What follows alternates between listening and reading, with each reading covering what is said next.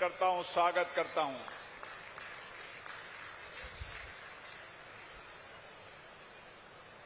राजस्थान की यह धरती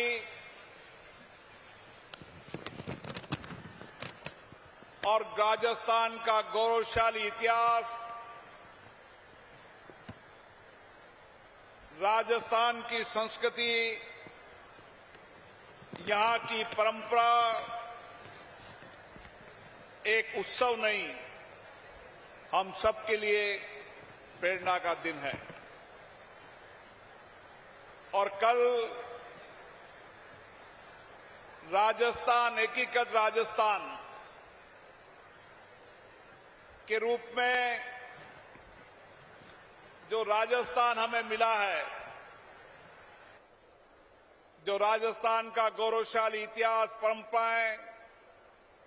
शौर्य, त्याग की यह धरती हमें मिली है, यह हम सबके लिए संकल्प का दिन है। और इस संकल्प के दिन को पूरा करने का काम करेंगे राजस्थान के युवा। मैं राजस्थान के मुख्यमंत्री जी को धन्यवाद देता हूं कि कोटा जो एक छोटी काशी है, जहां देश भर का विद्यार्थी अध्ययन, शिक्षण, प्रशिक्षण प्राप्त करने आता है, आज की इस धरती से आपने राजस्थान के युवाओं को, राजस्थान की युवा नीति के माध्यम से राजस्थान के नौजवानों को रोजगार देने की नई दिशा की ओर, और किस तरीके से राजस्थान का नौजवान, जिसका एक इतिहास है और उसके साथ साथ उसकी बौद्धिक क्षमता, उसका चिंतन, उनका नया दृष्टिकोण है, उसके लिए निश्चित रूप से मैं कह सकता हूं, आने वाले समय के अंदर ये राजस्थान का युवा ही राजस्थान को विकसित राजस्थान बनाएगा। और इसीलिए इस विकसित राजस्थान को बनाने में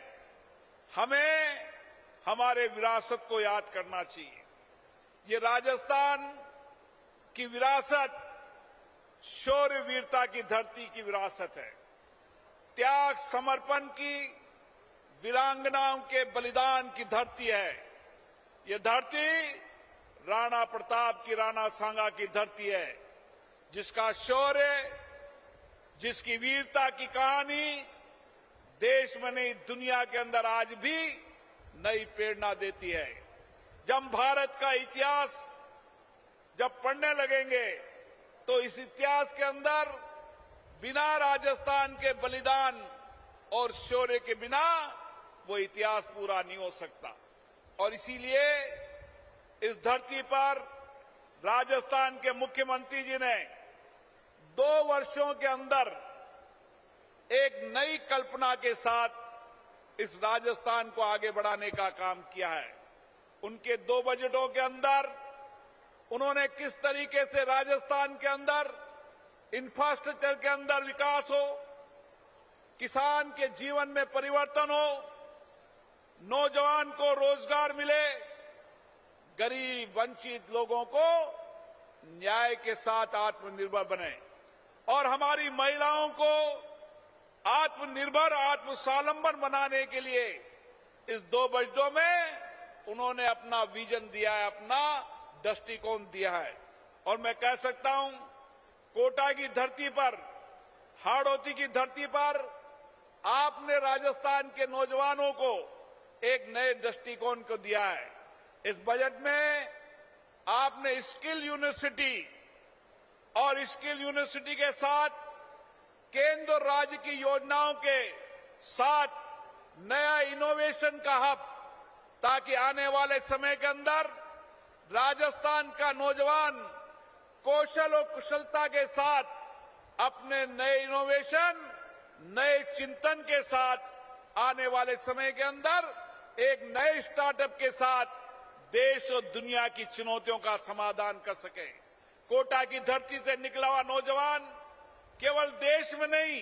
पूरी दुनिया में नेतृत्व करता है। यहाँ का डॉक्टर, यहाँ का इंजीनियर, यहाँ का आईआईटीएन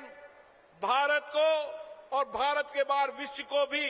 नई दिशा देने का काम कर रहा है। इसलिए मैं कोटा के नौजवानों का आह्वान करना चाहता हूं कि अब समय आ गया है कि हम गांव से लेकर शहर तक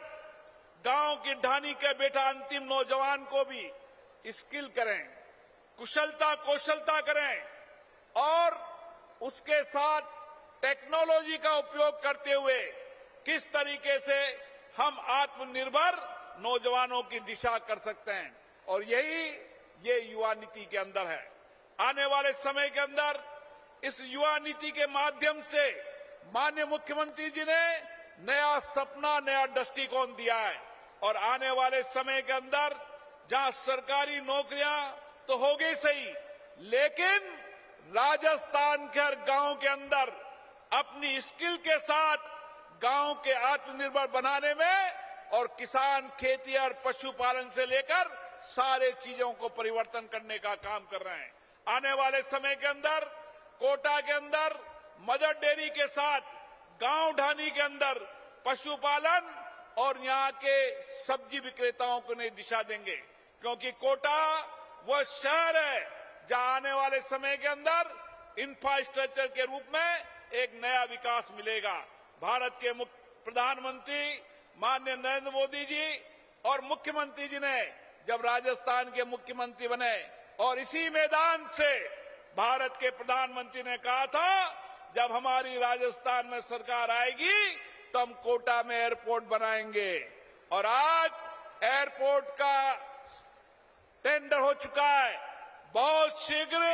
अगले 2 महीने में एयरपोर्ट का काम शुरू हो जाएगा। तो air connectivity, road connectivity, Delhi Bombay corridor से आने वाले समय के अंदर नए उद्योगों को निवेश मिलेगा। किसान मजदूर को अपना काम, अपनी खेतियार, अपनी सब्जी फल के लिए दिल्ली और बम्बई में 4 घंटे और 7 घंटे के अंदर दिल्ली पहुंच जाएगा, ताकि यहां का हाड़ौती का किसान भी